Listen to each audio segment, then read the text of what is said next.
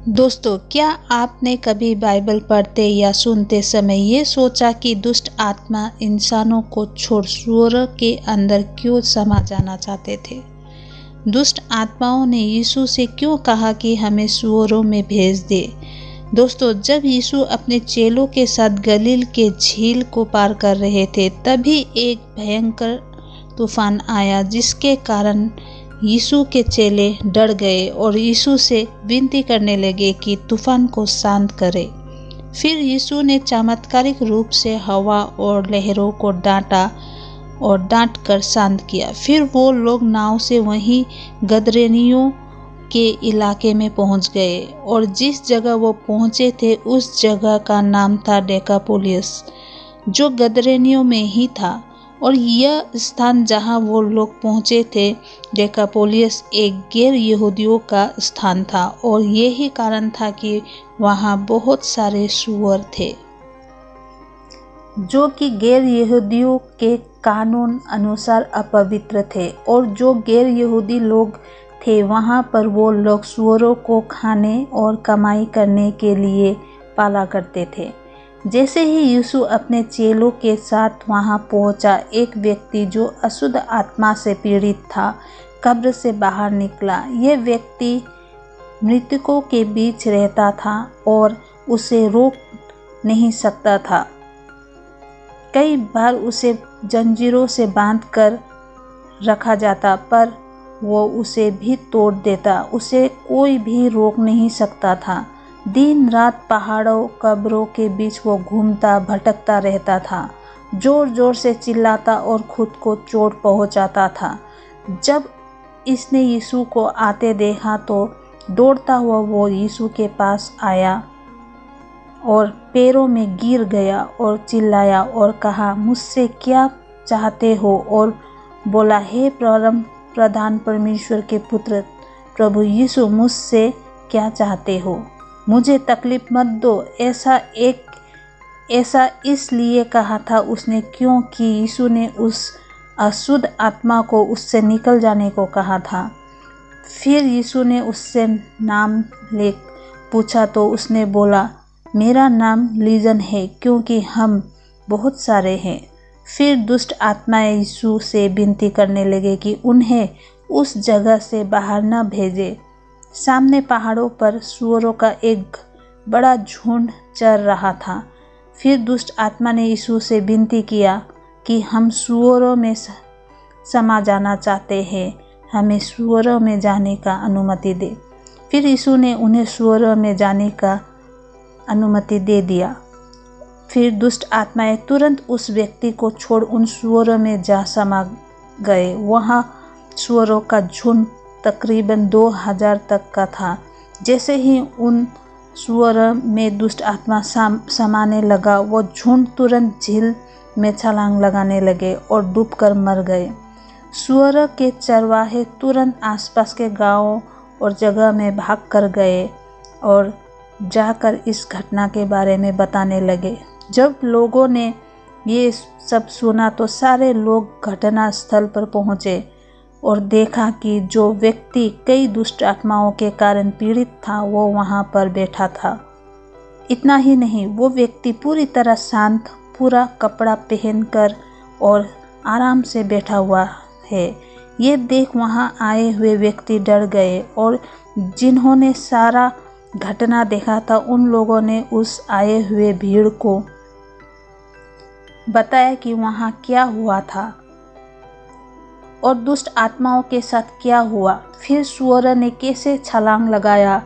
ये सब सुन और देख लोगों ने यीशु से विनती किया कि वो वहां से चले जाए। जब यीशु जाने के लिए नाव पर चढ़े तो वो आदमी जिसे अभी अभी दुष्ट आत्मा से छुटकारा मिला था, वो विनती करने लगा कि वो भी यीशु के साथ जाना चाहता है, सो उसे भी जाने का आज्ञा दे। पर यीशु ने उसे आज्ञा नहीं दिया और कहा कि अपने घर जा और अपने लोगों को बता कि प्रभु ने तेरे लिए क्या किया है और तुझ पर कितना दया दिखाया है। फिर वो व्यक्ति कई शहरों में गया और सबसे घटना के बारे में बताने लगा। ये सुन लोग हैरान हो गए। दोस्तों, दुष्ट आत्माओं ने यीशु को सही नाम का इस्तेमाल किया, जिससे ये पता चलता है कि वो यीशु को पहचानते थे और साथ में ये भी जानते थे कि यीशु उनके अधिकारों के लिए खतरा है। दुष्ट आत्मा का यीशु को परमेश्वर का पुत्र कहना ये बताता है कि वे जानते थे कि उनका समय समीप है और साथ में उन्हें कभी ख़त्म न होने वाली सज़ा का भी डर था।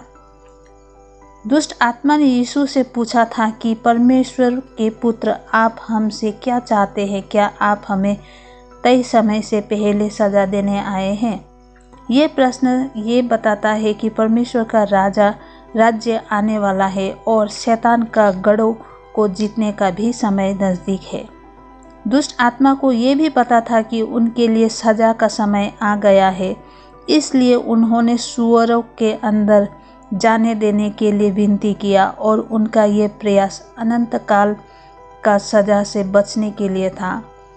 यीशु के पास आने उनके मांग को ठुकराने का कोई कारण नहीं था, क्योंकि ये अंत में उनका मकसद को पूरा करता था।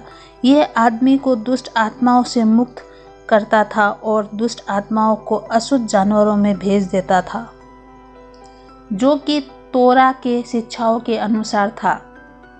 दोस्तों, ये घटना यीशु के जंगल की परीक्षा के विपरीत है, जहां उन्होंने शैतान की मांगों को ठुकराया, जो उन्हें सामर्थ करने की कोशिश में था, असमर्थ करने की कोशिश में था। इसके विपरीत दुष्ट आत्माओं के मांग ने यीशु को पाप करने के लिए मजबूर नहीं किया, जो उनके मांगों के स्वभाव में एक महत्वपूर्ण अंतर दिखाता है।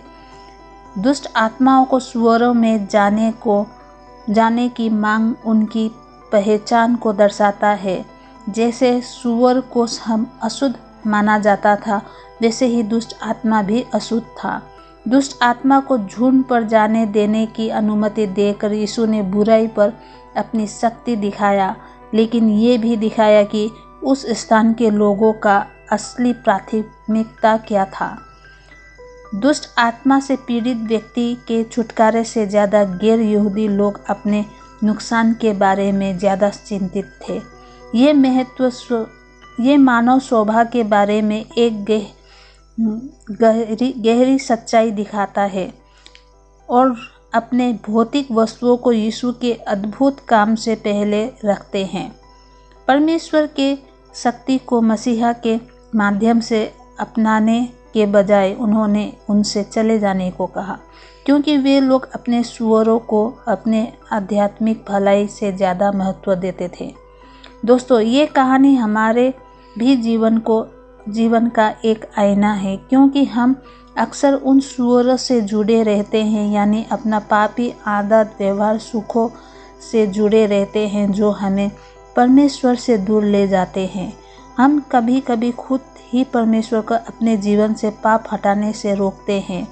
उन डेकापोलिस के गडरियों की तरह हमारा पसंद और इच्छा को कभी कभी हमें छोड़ना पड़ेगा, क्योंकि इसे पकड़ कर रखना हमारा आध्यात्मिक सेहत के लिए नुकसानदायक और हानिकारक है। दोस्तों, बाइबल हमेशा संसार के इच्छाओं और परमेश्वर के आज्ञाओं के बीच के संघर्ष को बताता है। यीशु ने कहा, कोई एक ही समय धन और परमेश्वर का सेवा नहीं कर सकता। पाप के प्रति वफादार और भौतिक लाभ की खोज हमें परमेश्वर से दूर ले जाता है। तो दोस्तों, आज का मेरा मैसेज इतना ही था। प्लीज़ आप लाइक, शेयर एंड सब्सक्राइब कीजिएगा। मेरे अगली वीडियो आने तक आप सब बने रहेगा। तब तक के लिए आप सबको जय मसीह की।